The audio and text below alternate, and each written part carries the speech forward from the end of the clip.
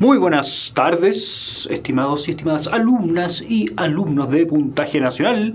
Hoy vamos a seguir con nuestra clase de química y, como siempre, a todos los que estén conectados en nuestros chats les pido por favor que me avisen antes de que empiece yo a hablar tanto si es que está todo bien, si es que no hay ningún problema de transmisión o algo así.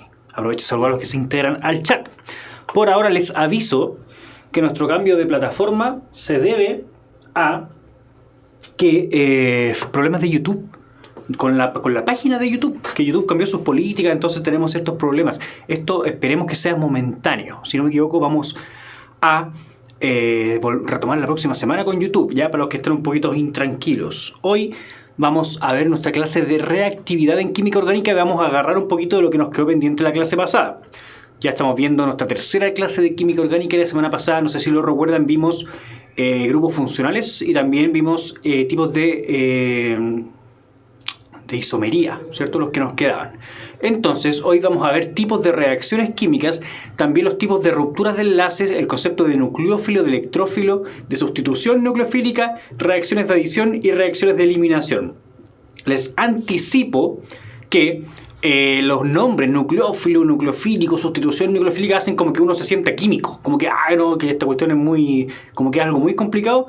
Como siempre, no se asuste con los nombres, ¿ya? Hay una lógica que es bastante simple y casi siempre el nombre yo creo que confunde por el tema de semánticos, o sea, fonéticos, perdón, semántico, fonético.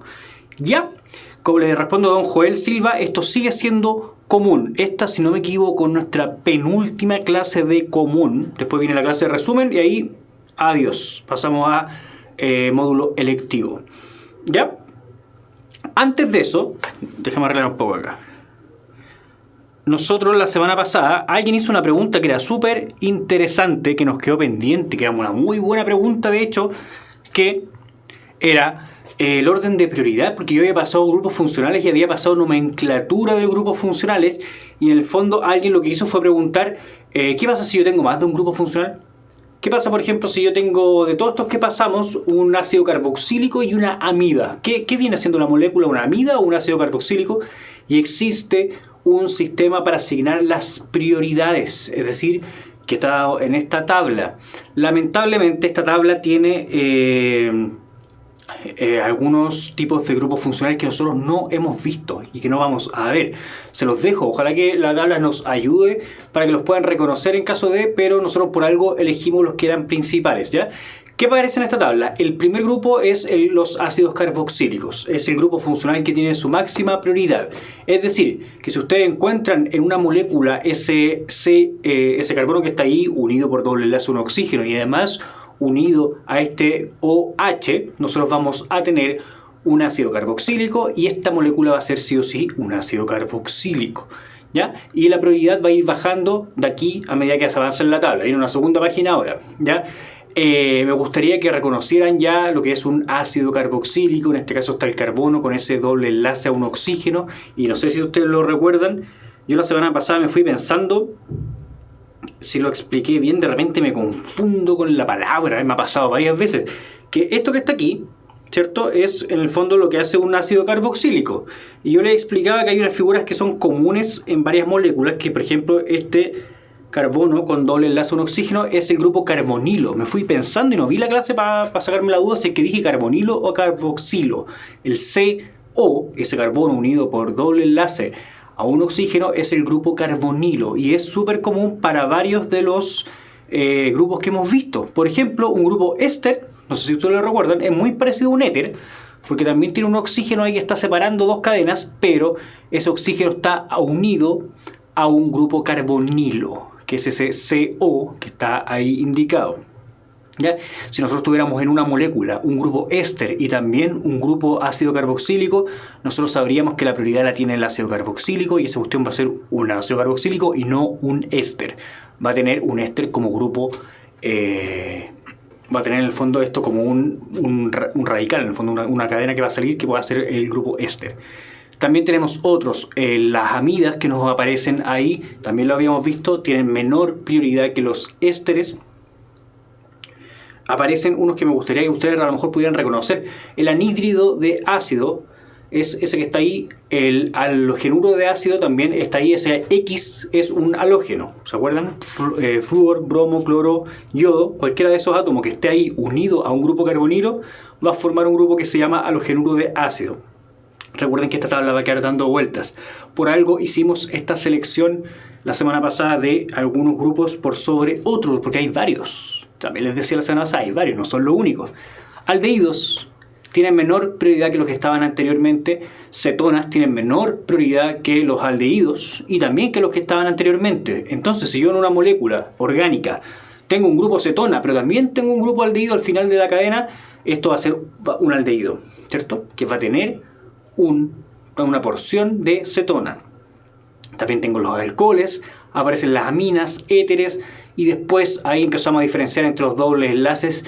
Y si es que no hay nada de esto, es decir, que si tenemos una molécula que está unida solamente por enlaces simples y que tiene solamente carbono e hidrógeno, estamos hablando de un alcano. ¿Ya?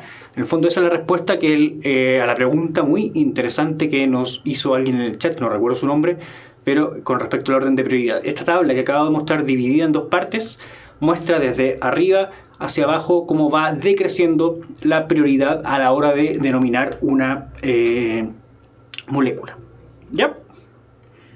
¿Qué más vimos? Vimos esto de los isómeros ópticos, que era una cuestión súper importante porque era el tipo de isomería que podía ser más complicada de ver. Se basaban en este concepto que se llamaba quiralidad, que tiene un fundamento geométrico. ¿Se acuerdan que eran como dos imágenes especulares que no eran superponibles?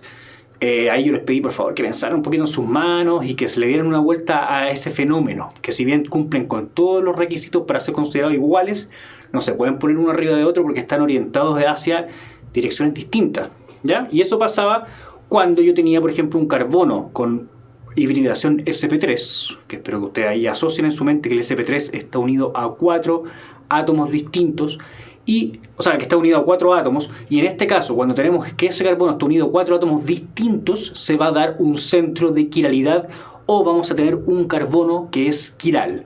¿Qué significa que sea quiral? Significa que hay dos posibilidades de distribuir todos estos grupos en el espacio para poder formar dos estructuras que son, en el fondo, enantiómeros, ¿ya? Que son, en el fondo, isómeros ópticos, que es lo mismo. ¿Ya? Y hablamos un poquito de las prioridades también para poder asignarle cierto valor a estos grupos que estén unidos a ese carbono. Y hay una estrategia que yo se las mencioné en la clase pasada, que consistía en ir clasificando esa prioridad en base al número atómico del átomo que está unido directamente al carbono. Por ejemplo, en este caso yo tengo un carbono que está unido a un hidrógeno, a un cloro, a un flúor y a un bromo. ¿Ya? Entonces, lo que voy a hacer es la siguiente estrategia. Primero que nada, les pido por favor que me informen con respecto a los números atómicos de estos tres. Yo sé que este es el más chiquitito, pero estos dos de aquí se me suelen confundir, así que necesito que me ayuden. Como yo les he dicho, nadie sabe la tabla periódica de memoria y debería estar en la primera hoja de su PSU. Así que no tienen que entrar en pánico si es que les pasa lo que a mí me pasa ahora, por ejemplo, que no me acuerdo si era más grande el cloro o el bromo. ¿Ya? Así que alguien que me diga en el chat, por favor, ¿cuál de estos tiene un mayor número atómico? Por ahora, yo ya sé que hay uno que tiene el número atómico más chiquitito, que es el hidrógeno. ¿Ya?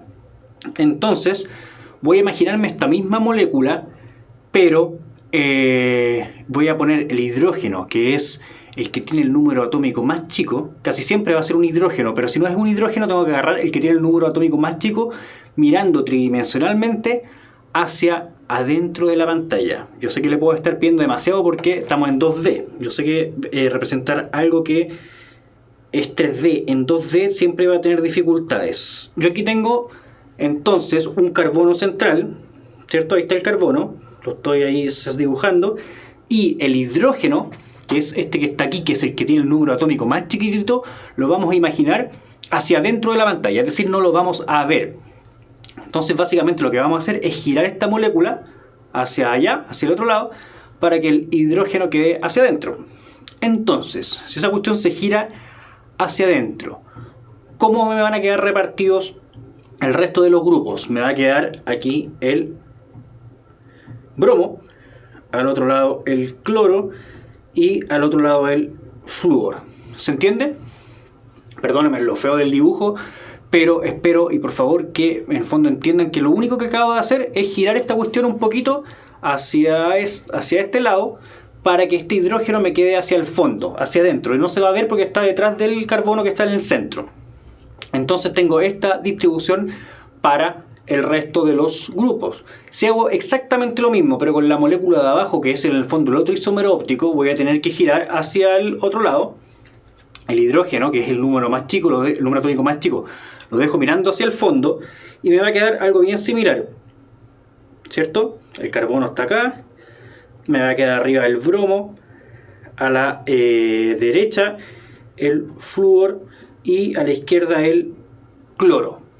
¿Se entiende? ¿Se dan cuenta en el fondo que me quedaron distribuidos de forma distinta el cloro con el flúor? Me quedó uno a cada lado, en torno a este centro de quiralidad que vendría siendo el carbono. Entonces, ahora vamos a asignar prioridades con respecto a su número atómico. Yo les pedí que me dijeran cuál es el número atómico del bromo y me dicen aquí que es 35. Muchas gracias. ¿Por qué? Porque al ser el bromo 35 es el más grande de estos tres átomos, así que va a tener la prioridad 1. ¿Ya? El segundo, que me informan aquí que es el cloro, que tiene 17 de número atómico, va a poner el número 2 ahí, porque es el cloro el segundo, y el flúor, que es el más chiquitito, que tiene un número atómico de 9. Entonces ahí está nuestra prioridad. Primero el bromo, segundo el cloro y tercero el flúor. Vamos a hacer exactamente lo mismo con la molécula de abajo. Vamos a tener primero el bromo, segundo el cloro y tercero el flúor. Ahora, aquí es donde yo necesito que pongan atención. Tenemos esta cuestión distribuida en distinto orden de prioridad, porque aquí está 1, 2 y 3, mientras que abajo está 1, 2 y 3. Aquí es donde se plantean dos sentidos de giro, que en el fondo es seguirle la pista, nada más que seguirle la pista a este orden de prioridad. Yo sé que para poder seguir de forma secuencial el 1, 2 y 3 tengo que dar una vuelta de este tipo. Así, en esa dirección, ¿cierto? Entonces ahí paso secuencialmente por el 1, el 2 y 3. Ese giro, que es exactamente igual que el del reloj, en sentido horario, igual como gira la manecilla del reloj, se llama R. ¿Ya? Entonces este es el isómero R. Mientras que en la otra molécula, para poder seguir el 1, 2 y 3, voy a tener que ir de aquí hacia acá, hacia acá, hacia acá, hacia acá. Y si se dan cuenta, aquí voy al revés de las manillas del reloj, en sentido antihorario, y ese se llama S. ¿Ya? Entonces cada vez que ustedes vean una molécula que antes tiene un R o un S, es porque hay un centro de quiralidad y se hace esta estrategia, se le asignan valores de prioridad a cada uno de los grupos y con eso se ve en qué sentido se avanza crecientemente en el asunto de las prioridades. Me pregunta Sofía, ¿qué pasaba con el hidrógeno? El hidrógeno, en el fondo la regla general es decir que si hay 4 grupos distintos, el más chiquitito, el que tenga el número atómico más chico, lo vamos a dejar mirando hacia adentro. Es decir, que en estas moléculas no es que yo lo haya sacado, es que lo dibujé de una forma que el hidrógeno, en este caso que es el más chico, está hacia adentro de la pantalla, está detrás del carbono. Entonces en esta anotación yo no lo voy a contar, yo ya sé que ese es el número 4 en la prioridad. Así que con los 3 que me quedan, en el fondo voy a armar este sistema de giro para ver cuál es el isómero R y el isómero S. ¿Ya? Es simplemente eso. Sí tiene un fundamento geométrico que a lo mejor usted le está haciendo clic en el cerebro, que no es tan fácil verlo porque nosotros, como ya les decía, tenemos la limitancia que nos falta una dimensión para poder explicar esto. En 3D es mucho más útil. Ya, o mucho más fácil, perdón. En este caso, cuando yo les digo esconder el hidrógeno, no es sacarlo, es simplemente ponerlo detrás. En este caso, con esta molécula que está aquí en el espejo, sería mirarla de acá. Desde este lado, entonces el hidrógeno quedaría detrás del carbono. Así que queda escondido nomás. Y en el otro caso sería mirarlo del otro lado, hacia allá. ¿Ya? Entonces eso es, espero que no se compliquen de sobremanera o le den mucha vuelta a este asunto porque es un tema geométrico nomás. Como ya les decía, Aquí en el fondo está lo mismo, es la manera de ordenar, de poder darle el nombre a estos isómeros. La diferencia entre estas dos moléculas, yo les decía, no es trivial. No es una cosita, ya, pero repartimos los enlaces uno para acá y otro para allá nomás. No, tienen ciertas propiedades que son distintas. No son muy similares, pero no son exactamente iguales. Y de hecho la forma en la cual se descubrió que no eran iguales fue poder, al darse cuenta algunos científicos que la luz polarizada se desviaba de forma distinta dependiendo de qué tipo de isómero era. Por eso se llaman isómeros ópticos. Y aquí está la misma que le acabo de explicar. ¿Cómo se nombra el 1, 2, 3 y 4? Se ordenan en base a su número atómico. Esto ya lo habíamos visto. Y esto que era súper importante, que era un ejemplo clásico de que esta cuestión no da lo mismo. Aquí hay una molécula de carbono que tiene un átomo de carbono que tiene configuración sp3 y que tiene un centro de quiralidad y que no da lo mismo dónde queda distribuido esto. ¿Alguien me podría decir cuál es el carbono quiral? Yo se los voy a chamullar en este momento, pero debería ser este de acá, ¿cierto? Aquí nos está mostrando el hidrógeno, pero es en el fondo el único carbono que debería estar unido a 4 cosas distintas. Les recomiendo eso como estrategia para poder buscar cuáles son los centros de quiralidad. Un carbono que está unido a 4 grupos que son distintos, ¿ya? Si no me equivoco y me estoy a lo mejor al borde del chamullo, acá hay un carbono que está unido a un nitrógeno, que está unido a un, ahí está, ¿cierto? Unido al otro resto de anillo y al otro resto de anillo que es distinto, y además hay un hidrógeno que no aparece. Entonces es un carbono con configuración, con hibridación sp3. ¿Ya? Pero no les voy a dar mucha complicación con eso. Y la clase pasada nos quedó el siguiente ejercicio pendiente. Para asignar el nombre y la configuración correcta R o S al compuesto que está ahí, esa molécula, el orden de prioridad de los sustituyentes presentes en el carbono quiral de este compuesto es... Y aquí están las siguientes posibilidades. Esta es una pregunta de los tíos del DENRE, un modelo DENRE oficial, donde ustedes pueden ver la manera en la cual los tíos del DENRE nos preguntaron esto. No nos hicieron dibujar, ni hacer los monitos 3D, ni tenemos que llevar palitos de fósforo a la PSU. Nos preguntaron de esta forma para que nadie se complique. Entonces, ¿cómo lo hacíamos nosotros? Teníamos 3 grupos. Todas las alternativas tienen distinto orden para los mismos 3 grupos, si no me equivoco, ¿cierto? Es el CH3, donde este carbono del metilo está unido directamente al carbono quiral. Tenemos después el OH, no, el CH2,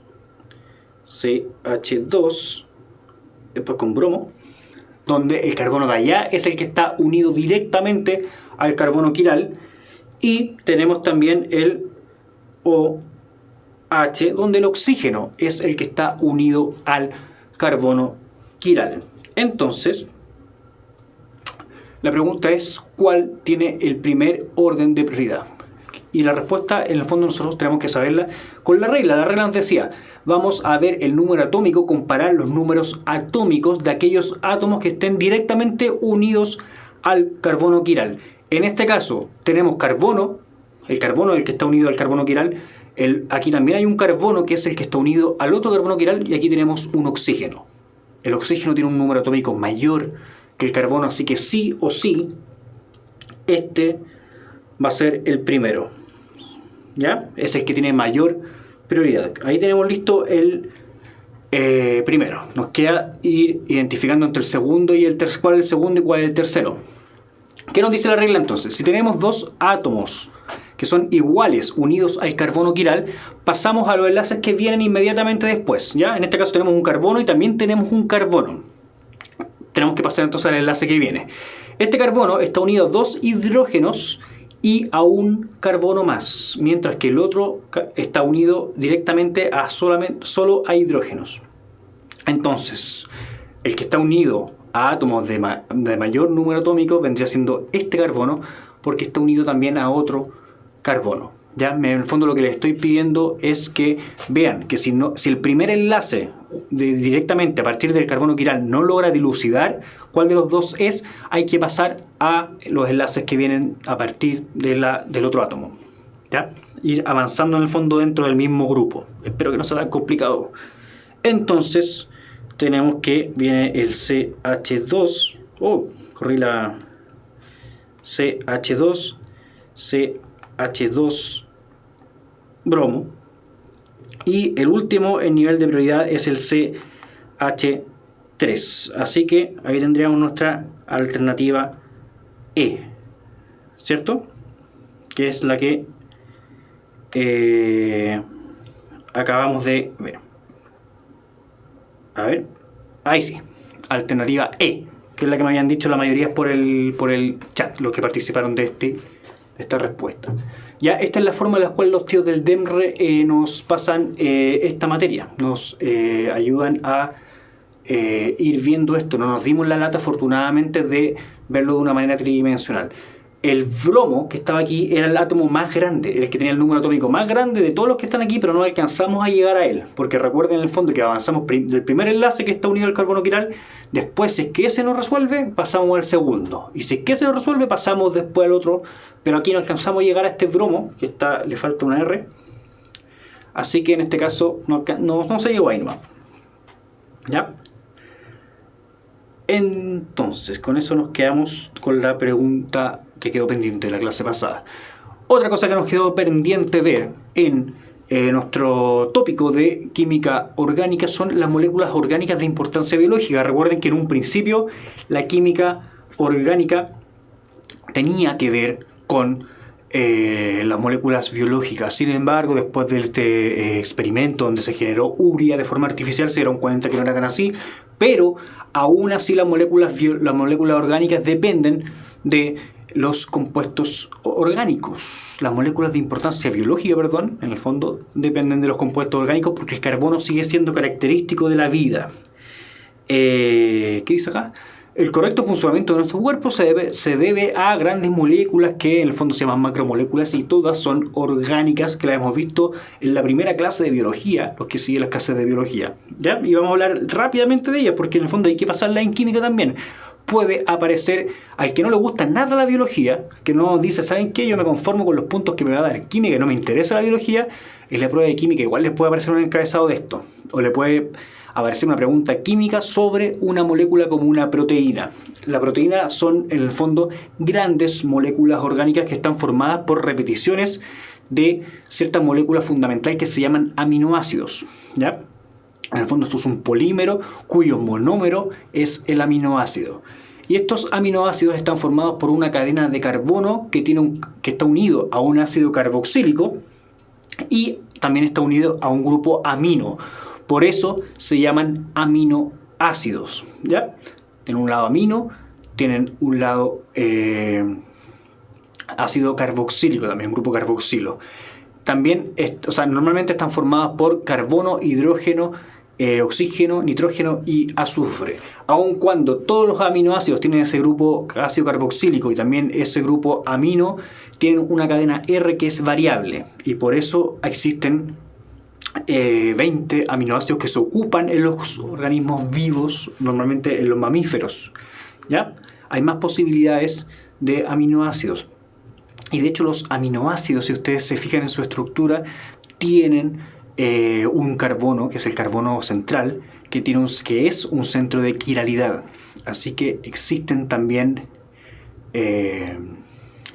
isómeros ópticos de los aminoácidos. Otra molécula que es de importancia biológica son los lípidos, que son grandes cadenas que pueden de carbonos e hidrógenos, de hidrocarburos, que pueden ser saturadas o insaturadas. Nosotros ya vimos que las moléculas o los hidrocarburos saturados son los que tienen todos los hidrógenos posibles, es decir, que no tienen dobles enlaces, mientras que aquellos que son insaturados son los que tienen dobles enlaces. De hecho, esos dobles enlaces son las insaturaciones. ¿Ya? Están formados principalmente de carbono, oxígeno e hidrógeno, ¿no? Aun cuando tienen una larga cadena que es de hidrocarburos, suelen tener también la participación en alguno de los extremos de oxígeno u otro átomo dando vueltas.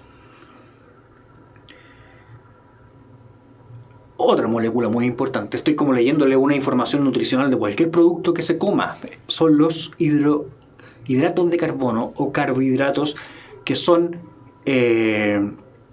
moléculas orgánicas que se forman de carbono, oxígeno e hidrógeno. Normalmente la proporción de estas moléculas es por cada átomo de carbono voy a tener el doble de hidrógeno y lo mismo de oxígeno. Es decir, que por cada átomo de carbono voy a tener un equivalente a una molécula de agua. Por eso se llaman carbohidratos. Vamos a tener carbohidratos que son poliméricos, que pueden ser la repetición de muchos monómeros, como por ejemplo la celulosa, ¿ya? El almidón. Y esos monómeros pueden tener distinta cantidad de carbonos, siendo por ejemplo hexosas, pentosas y bueno, aquí tenemos a hexosas allá, la glucosa y la fructosa son hexosas y aquí tenemos una ribosa que es una pentosa. Son muy importantes en la vida y no les quiero dar mucho la lata biológica porque yo me imagino que ustedes están siguiendo las clases de biología. La glucosa se ha visto, me pregunta don Alberto Einstein, si la glucosa él la ha visto representada tanto como cíclica como extendida. Sí, la glucosa suele tomar una forma cíclica cuando anda solita por el mundo. Suele en el fondo cerrarse y formarse un anillo. Y ese anillo tiene hartas propiedades interesantes desde un punto de vista geométrico. El tema es que, como yo les decía, la glucosa también puede formar polímeros. Entonces, para la formación de esos polímeros es necesario que se rompa ese anillo para poder unir y ir pegando un extremo con otro. Pero tiene toda la razón. La glucosa es un caso de carbohidrato que se puede encontrar tanto en su forma extendida o en su forma cíclica. Todas estas moléculas que acabamos de ver, las tres, que en el fondo eran lípidos, proteínas y carbohidratos, pueden ser ocupadas como fuente de energía. ¿Ya? Aun cuando nosotros ocupamos como fuente inmediata de energía los carbohidratos, posteriormente tenemos fuentes de energía que son un poquito más largas como las grasas y idealmente no ocupamos las proteínas como fuente de energía, en realidad podemos ocuparlas todas, ¿ya? Por eso todas son parte de nuestra nutrición.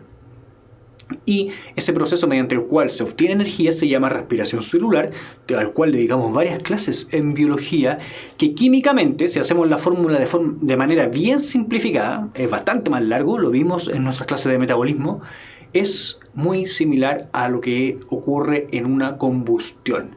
En una combustión se toma un compuesto derivado del carbono, en este caso del carbono, se combina con oxígeno y esa cuestión se oxida el compuesto derivado del carbono hasta generar CO2, agua y la liberación de energía. Esto que hacemos nosotros con la glucosa, por ejemplo, o lo hacemos con alguna grasa, es lo mismo que, por ejemplo, se hace en una chimenea cuando se agarra celulosa de la leña, se combina con oxígeno y eso libera CO2, libera agua también como gaseoso, como gas, como vapor principalmente por la temperatura en la cual está, y también libera energía, que es la razón por la cual nosotros estamos prendiendo la chimenea. ¿Ya? Esta es una ecuación que muestra la combustión completa de cualquier combustible, valga la redundancia. Si que hay combustión incompleta, no se genera CO2, sino que se genera CO, que es un monóxido de carbono. ¿Ya? Me gustaría que reconocieran eso. Nosotros normalmente hacemos esto mismo para poder generar energía. Y alguien que me preguntaba por el petróleo. El petróleo es una mezcla de hidrocarburos. Son varias moléculas distintas de carbono e hidrógeno que dentro de sus enlaces de carbono tienen guardada mucha energía que se ha ido almacenando por el paso de siglos, milenios. Entonces, lo que hacemos nosotros normalmente con los hidrocarburos es ir quemándolos para obtener la energía que libera en el fondo la combustión de ellos. Así echamos a andar un auto, así echamos a andar una planta termoeléctrica, o un montón, casi todos los procesos que echamos a andar dependen de la combustión de derivados del petróleo. Es una mezcla compleja, por lo cual esta mezcla debe separarse o sufrir un proceso de destilación en el cual se van separando distintos subproductos del petróleo, ¿ya? No es lo mismo la benzina que la parafina o que el combustible que ocupan los aviones, que no es lo mismo, se tiene que separar, ¿ya? No es lo mismo que el diésel tampoco. Por eso en el fondo se habla siempre de una mezcla. El petróleo en sí mismo es una mezcla. En esta reacción, dependiendo de la cantidad de hidrógeno y carbono que posee el hidrocarburo, se debe ajustar la ecuación, ¿ya? Siempre hay que preocuparse que la ecuación esté balanceada. Y eso es la materia de química orgánica, hasta, en el fondo, esa separación que nosotros hacemos arbitrariamente entre química orgánica como un ítem y reactividad química orgánica, que es nuestro último tema que vamos a revisar en nuestras clases de módulo común. Las reacciones en general, y no solo las reacciones orgánicas, van a ser principalmente 3, aun cuando hay más, ¿ya? Así que se nos va, y de hecho nos va a aparecer otras más en la próxima clase. Pero existen reacciones de sustitución, eliminación y adición. Una reacción de sustitución es simplemente cuando un grupo que está en una molécula, asociado por un enlace a un átomo de esa molécula, es reemplazado por otro, ¿ya? Es como sacar un integrante de un equipo, como cuando se hace el cambio en el fútbol, ¿cierto? Hay 11 jugadores, hay uno que dicen, ¿sabe qué? Paremos, que entre otro porque está más descansado o algo así. En este caso, que tenemos esta sustitución, un átomo de carbono que está unido a 3 cadenas radicales y a un átomo I, un átomo cualquiera, va a ser reemplazado, va a ser sacado de esta molécula el I para ser reemplazado por el Z, y después vamos a tener el Z siendo parte de la molécula y el I en el fondo siendo liberado. Eso es una sustitución, uno por otro, ¿ya? Es un reemplazo. Por otro lado, una reacción de eliminación, que es la que tenemos en el segundo caso, cuando se retira o simplemente se saca un integrante de esta molécula y no es reemplazado por nadie. Si es que no es reemplazado por nadie, vamos a tener el problema de que nos van a quedar enlaces disponibles.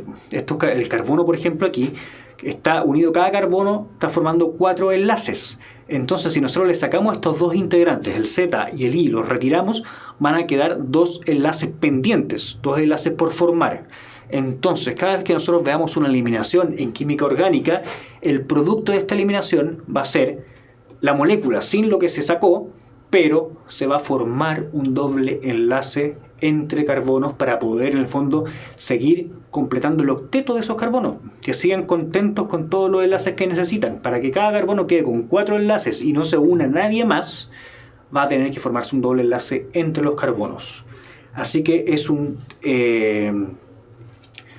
ejemplo de...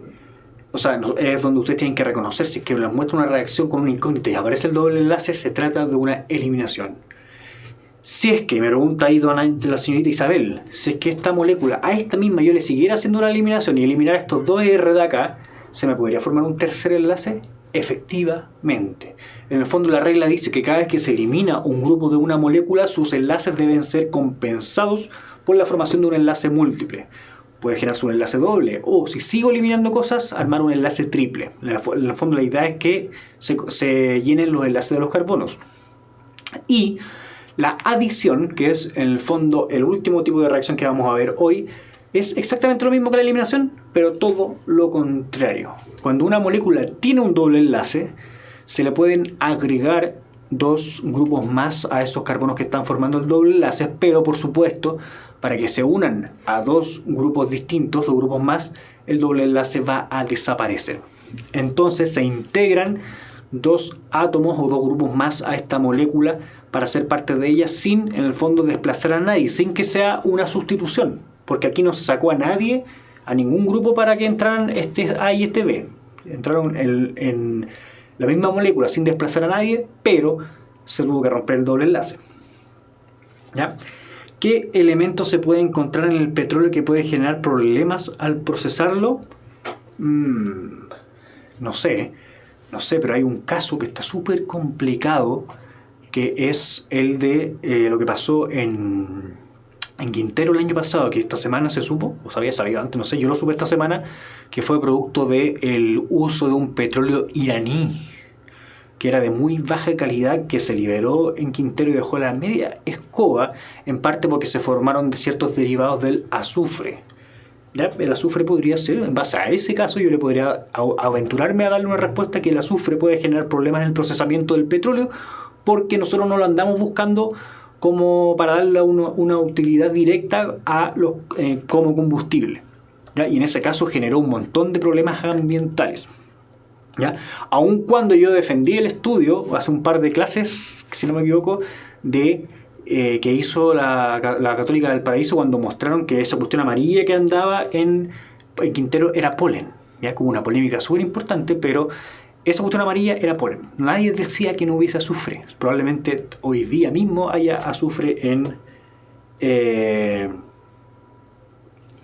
haya azufre en Quintero. ¿Ya? Sigamos. Existe también cuando se generan ciertas reacciones, a veces hay formación de enlaces, pero también existe el rompimiento de otros enlaces. Hay distintas maneras en las cuales se puede romper un enlace, por ejemplo, mediante una ruptura homolítica o una ruptura heterolítica. Cuando se rompe un enlace de una forma homolítica, los electrones que están dando vueltas, que están formando este enlace, se distribuyen de forma igualitaria, lo cual es súper extraño, aun cuando a nosotros nos haga sentido que cada electrón se vaya para cada átomo. En realidad eso genera un problema importante porque genera un radical. Normalmente los electrones no andan solitos. ¿Ya? Los electrones normalmente se asocian, se llenan los orbitales. Cuando tenemos un radical como este que está aquí, los orbitales en el fondo no están completos. Tienen un átomo que está solo aquí. ¿Ya? Déjeme revisar algo, que tengo un problema con el chat, que no lo estoy viendo.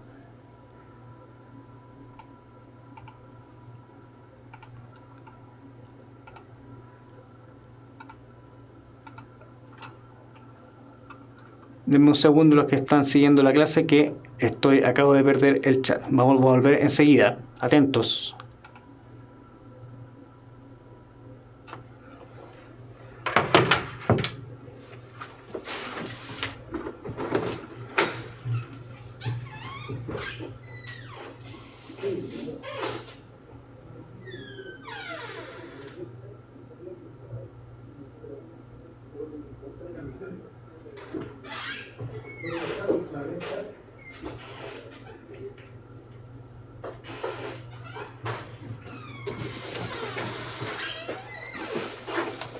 Yo pensaba que se me había quedado pegado, ¿no? No, digo, se me perdió el chat. Y se me bloqueó la... Ya, a ver, veamos qué onda. Ah, cerraste, se cerró el esto. No, sí le puse, pero ya. que... Ahí sí, ahí volvió la wea. Pero mira, caché que no me aparece la clase. Ahí sí. ¿Te apareció, no?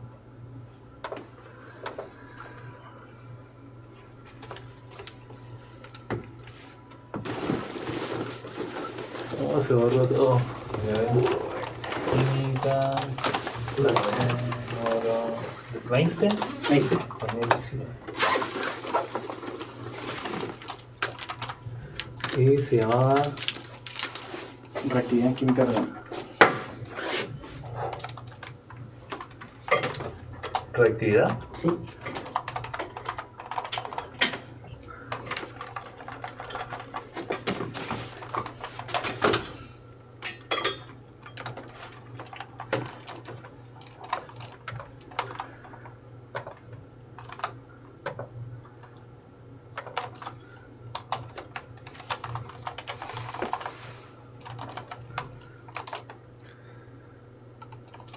Ya.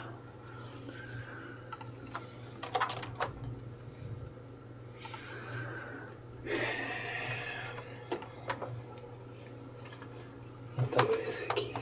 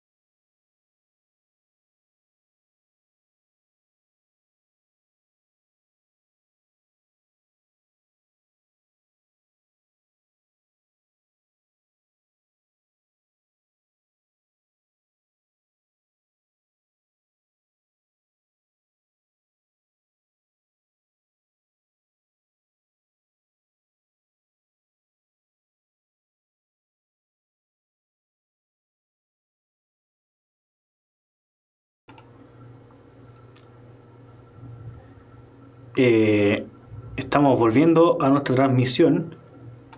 Debo pedirles, por favor, a los que están en el chat, a los que se han mantenido, que me avisen si es que estamos otra vez, lamentablemente, si es que estamos al aire. ¿Ya? Estamos teniendo problemas con nuestra transmisión. Así que, al primero que me avise, seguimos. Estoy mirando aquí el chat, por favor.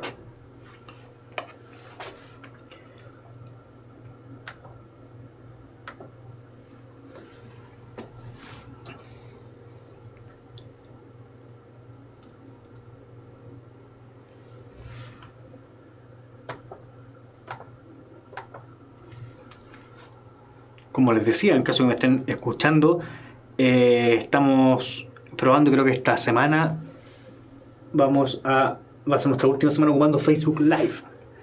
Ya, ahí está, Tole me dice que estamos bien.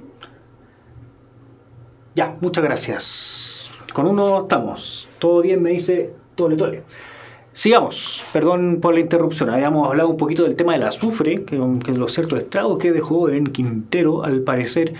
Y habíamos pasado a hablar de los tipos de ruptura, ¿cierto? Ruptura o la forma en la cual nosotros podíamos romper los enlaces. Los enlaces se pueden romper de distintas maneras. Recordemos que los enlaces en el fondo son uniones de átomos que están compartiendo electrones, ¿ya? Y esos electrones, cuando se rompe este enlace, pueden distribuirse de distintas formas dentro de estos dos átomos que en el fondo son los que los estaban compartiendo. Por ejemplo, se pueden distribuir de forma homolítica. Se rompe el enlace, yo me llevo mi electrón, tú te llevas tu electrón y cada uno con un electrón, así todos nos quedamos felices. Pero eso genera un radical que en el fondo es una estructura con muy poca, escasa estabilidad. ¿Ya? Entonces ahí tenemos un problema con estos radicales, ¿ya? Es en el fondo un átomo que se quedó con un solo electrón en su orbital. Por otro lado, existe una ruptura que es la ruptura heterolítica, donde los dos electrones que están formando el enlace se van con un solo átomo. Por ejemplo, en este caso de aquí, que los dos electrones se van a ir hacia el cloro, ¿cierto? Este cloro va a salir de ese hidrocarburo, se va a liberar solo el cloro, pero se va a liberar como ion. Porque el cloro, ustedes saben que es como electronegativo, los electronegativos son como chorizos, son como choros. Dicen, ya, me voy con mi electrón, me lo llevo yo, chao. Entonces, se llevó los dos electrones, se llevó una carga negativa por haber ganado un electrón de más, que se lo... Pero el carbono que quedó y que perdió ese electrón va a quedar con carga positiva, es decir, se forman iones producto de la ruptura heterolítica. Es súper bueno identificar homolítico de heterolítico. Normalmente nosotros asumimos que la formación de iones es algo más rebuscado, pero no. En este caso la formación del radical es más complicado porque se forma una sustancia que es aún más inestable que los iones, ¿ya? El ion puede ser bastante estable. Y vamos a definir conceptos en esta clase. La próxima clase vamos a trabajar bien con ellos, pero hoy día vamos a definir conceptos que suelen complicar simplemente por cómo suenan. Nucleófilo es una sustancia que le gustan los núcleos. Ustedes saben que filo es amor, afinidad por algo. Entonces, el nucleófilo es el que le gustan los núcleos. Así de sencillo. Los núcleos que tenemos cargas positivas y cargas neutras. En el fondo, el núcleo es predominantemente positivo. Entonces, todos aquellos a los que les gusten las cargas positivas van a ser nucleófilos. Es súper importante distinguir los nucleófilos porque cuando ocurre una reacción es porque los átomos que participan de esa reacción algo andan buscando. Por ejemplo, una reacción nucleofílica es cuando un átomo anda buscando cargas positivas. Por eso se produce la reacción. Entonces, toda sustancia que le guste las cargas positivas se va a llamar nucleófilo. Y hay distintos nucleófilos. Hay nucleófilos que son muy buenos para cargas positivas, porque existe un concepto que es la fuerza nucleofílica. Dependiendo del tipo de sustancia, es cuánta afinidad va a tener por las cargas positivas. Entonces, hay nucleófilos que son muy, pero muy buenos o que tienen mucha fuerza, entonces eso va a tener una implicancia que vamos a ver más adelante cuando hablemos de sustitución nucleofílica. Me dice ahí don Enrique que donde el carbono tiene ese electrón se llama carbocatión. En realidad el carbono ese perdió un electrón, ¿ya? Ojo con eso. Los electrones se los llevó el cloro. Cuando el cloro se robó esos electrones, dejó al carbono sin electrones, queda con carga positiva porque queda un orbital vacío y eso es un carbocatión. Está muy bien el nombre que usted le dio, pero ojo con eso, que es porque los perdió. ¿Ya? Por otro lado, hablamos de los nucleófilos. También existen los electrófilos. Los electrófilos son otra sustancia, pero que no le gustan las cargas positivas, sino que le gustan las cargas negativas. Una sustancia electrofílica es aquella que se siente atraída hacia los electrones. Las sustancias electrofílicas deben ser deficientes de electrones porque por algo lo andan buscando. ¿Ya?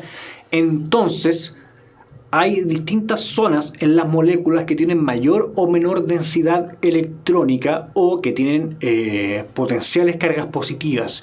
Los nucleófilos y los electrófilos van a simplemente sentir gusto o ganas de ser parte de una molécula cuando se sientan atraídos por esas zonas, que en el fondo son las que tienen afinidad ellos. Me gustaría, por favor, que estos conceptos los sigamos introduciendo. La próxima clase los vamos a retomar en caso de que alguien le esté en este momento colapsando la cabeza.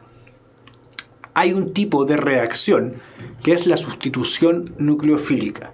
En base a los conceptos que ya hemos definido ahora, podríamos ya definir qué es una sustitución nucleofílica. Es un reemplazo de un grupo de la molécula por otro, ¿cierto? Porque definimos al principio sustitución. Y nucleofílica es que ese que va a reemplazar le gustan las cargas positivas. Entonces, una sustitución nucleofílica ocurre cuando una sustancia nucleofílica se acerca a un lugar deficiente de electrones. Ese lugar deficiente de electrones es un lugar donde hay mayor densidad de carga positiva o un lugar donde hay pocos electrones. Veámoslo de esa forma. Ahí se provoca un intercambio entre la sustancia que ataca, que es en el fondo el que está intentando meterse en la molécula, por el atacado, que es el que va a salir de esta molécula. Y así se forma una nueva estructura. ¿Qué es lo que ocurre? Que hay dos tipos de sustitución nucleofílica. Y aquí seguimos complicando la cuestión con los nombres. Me gustaría que ustedes, si es que hasta ahora no han tenido problemas con la materia, por favor no los tengan aquí. Hay una sustitución nucleofílica bimolecular que suena como si fuera un concepto ultra complicado, como si fuera de gente de la NASA. En realidad, me gustaría que lo entendieran con la metáfora del gatito. Una sustitución nucleofílica bimolecular es aquella donde un nucleófilo fuerte, a un gallo que le gustan mucho las cargas positivas, va a competir con un nucleófilo que ya está dentro de la molécula y lo va a desplazar. ¿Ya? Simplemente nosotros sabemos que la sustitución, por definición, es un reemplazo de un grupo por otro. Lo que dice la sustitución nucleofílica bimolecular es que en este caso hay dos moléculas que van a competir por ese espacio, hay dos grupos que van a competir por ese espacio dentro de la molécula. ¿Ya? Entonces, en algún momento yo voy a tener que las dos están ahí como metiendo las cabezas dentro de la molécula y la que sea más fuerte va a prevalecer y se va a poner en la molécula. En este caso, la metáfora del gatito. Hay un gatito plomo que está en su cama. Ya está tranquilito, nadie lo molesta, pero llega un gatito amarillo que también le interesa meterse en la cama. En este caso estamos hablando que los gatitos son nucleófilos y que la camita sería las cargas estos lugares de baja densidad electrónica. ¿Ya? Los dos quieren estar ahí. Lo que va a pasar es que el amarillo es un mejor nucleófilo, entonces va a meter la cabeza y va a ir ganando ese espacio, va a competir con el otro gatito y lo va a desplazar, lo va a sacar de ahí. Entonces, en algún momento, que es la figura aquí del medio, están los dos gatitos peleando por la cama. ¿Ya? Entonces, por eso, al existir un momento súper cortito en el cual los dos gatitos están peleando, tenemos una sustitución bimolecular. Me pregunta Millaray si esto entra en la PSU. El gatito lo dudo, pero la sustitución nucleofílica bimolecular y unimolecular sí. ¿Ya? Así que pongan atención, síganme con esto por favor. Por otro lado, la sustitución nucleofílica unimolecular es aquella donde el grupo original, el que ya estaba inserto en la molécula, va a salirse solo de ahí. ¿Ya? Va a decir, ya, yo me voy de esta molécula, no me interesa, y va a dejar el espacio vacío. Y ese espacio vacío va a ser reemplazado por un segundo nucleófilo. ¿Ya? Entonces es como si aquí en la misma metáfora de los gatitos está el gatito amarillo que quiere meterse a la cama, pero el gatito plomo de repente salió nomás. Dijo, ya, yo dejo el espacio vacío y el amarillo va a venir a ponerse en la camita y no va a pasar nada. O sea, el resultado final es el mismo, pero el proceso mediante el cual se generan no es igual. De hecho, hay un momento donde el espacio o la camita queda vacía, que en el fondo es cuando se forma un carbocatión, ¿ya? Cuando un carbono queda con un espacio vacante. ¿Cuál es la implicancia de esto? Y es en el fondo lo que es muy útil. ¿Se acuerdan que al principio les mostré que existían nucleófilos con distinta fuerza? Hay nucleófilos que son muy fuertes y unos que no son tan fuertes. Para la sustitución nucleofílica bimolecular, que es la anterior, donde había competencia, siempre va a ganar el más fuerte. Pero en este caso, como no hay competencia, puede perfectamente un nucleófilo fuerte ser reemplazado por uno débil, porque no hay competencia. En ningún momento ellos están compitiendo por el mismo espacio. Así que hay que tener ojo con estos tipos de sustitución. ¿Ya? Vamos a seguir viendo esto la próxima clase. Dejemos hasta ahí la materia. Tenía un poquito más de materia, pero lo vamos a dejar pendiente porque estamos medio cortos de tiempo. Por ahora vamos a ver un par de preguntas. Veamos esta. En la siguiente ecuación, aquí tenemos una ecuación, corresponde a una reacción D, y ahí ustedes tienen que ver. Pregunta de un modelo de EMRE oficial. Mientras ustedes me mandan su respuesta por el chat, les pido que observen. Hay una pista que es súper, pero súper... o sea, un detalle en el cual hay que fijarse. ¿Se acuerdan que teníamos y vimos por lo menos hasta ahora 3 tipos de reacción? Le dije que las 2 últimas que están aquí son reducción y oxidación, que son las 6 y la D, las vamos a ver en la próxima clase. Pero vimos las 3 de adición, sustitución y eliminación. ¿Se acuerdan que adición y eliminación tenían que ver con los dobles enlaces? Una reacción de adición era aquella donde en el fondo se metían nuevos integrantes a costa de los dobles enlaces. Desapareció un doble enlace y se metía alguien más. Mientras que una reacción de eliminación es una donde se va a sacar un grupo de la molécula y se va a formar un doble enlace. En esta molécula, si bien hay dobles enlaces, cosa por la cual todo es una trampita, que esta molécula tenga estos dobles enlaces aquí dibujados, los dobles enlaces no se alteran. No sé si se dan cuenta, pero la molécula de allá, que es un átomo, que es una molécula de benceno, tiene sus 3 dobles enlaces ahí dando vuelta y ni un drama. Ustedes ya sabrán que esa molécula tiene resonancia y esos enlaces están ahí deslocalizados y todo eso. Pero esta molécula también los tiene ahí. O sea que si bien hay dobles enlaces, esos dobles enlaces no están participando de la reacción. Entonces, ¿qué pasó acá? Lo que pasó acá es algo súper sencillo, y es que en este tipo de representación uno siempre tiene que preocuparse de los hidrógenos, y ese es un consejo en química orgánica. Cuando vean estos dibujos así con los vértices donde no se muestran los carbonos, nosotros sabemos que los vértices son carbonos, pero los hidrógenos no aparecen representados.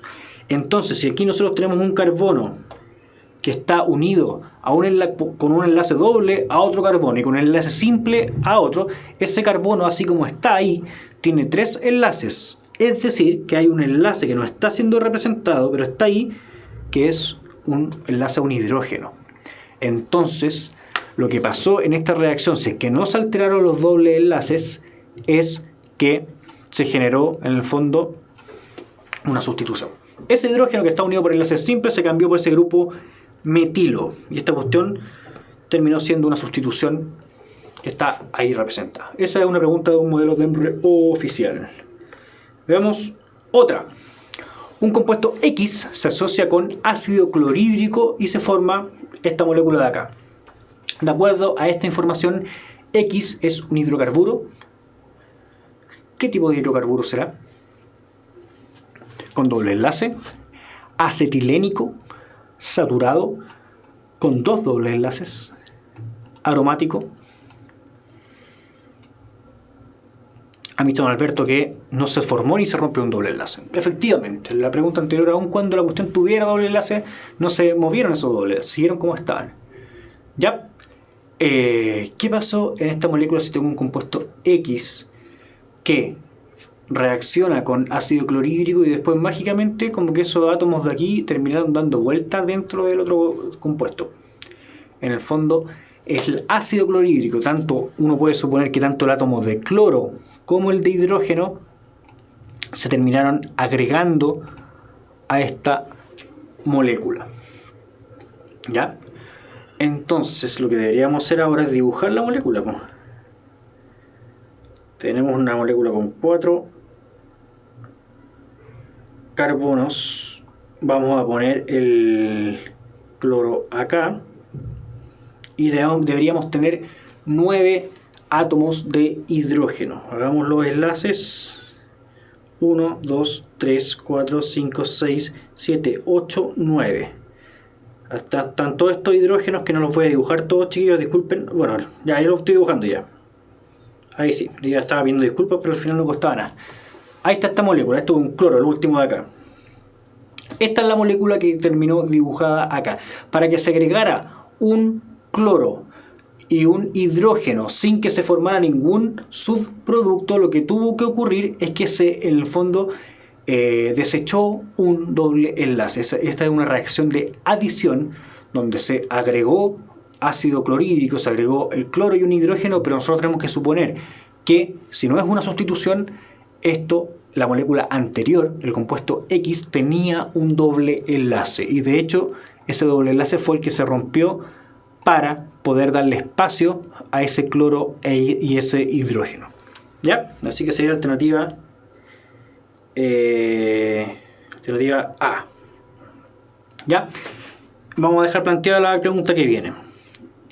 Dada la siguiente reacción, aquí tenemos una reacción donde tenemos dos compuestos que se transforman a un compuesto 1 y un compuesto 2. ¿Qué opción indica correctamente cómo se forman los compuestos 1 y 2 entre el 2-bromo 2-metilpropano, que es el que está allá a la izquierda, y el etanol, que es el segundo? ¿Qué tipo de reacción dio origen a estos dos compuestos? Ya, les dejo pendiente esta pregunta, se las dejo planteada. Les pedimos las disculpas por los problemas técnicos, ya vamos a solucionarlo, estamos trabajando en ello. Esperamos que la próxima clase volvamos a YouTube para seguir con, en el fondo, nuestro programa. Ya estamos terminando nuestro módulo común. Les dejo de todas formas planteada esta pregunta para que la veamos la próxima semana. Que estén muy bien, en unos próximos 10 minutos más o menos nos vemos los que seguimos en biología. ¿Ya? Así que estén muy pero muy bien. Esa fue nuestra clase de hoy. Nos quedaron ciertas cosas pendientes, pero vamos a seguir de aquí la próxima clase. Chau, chau.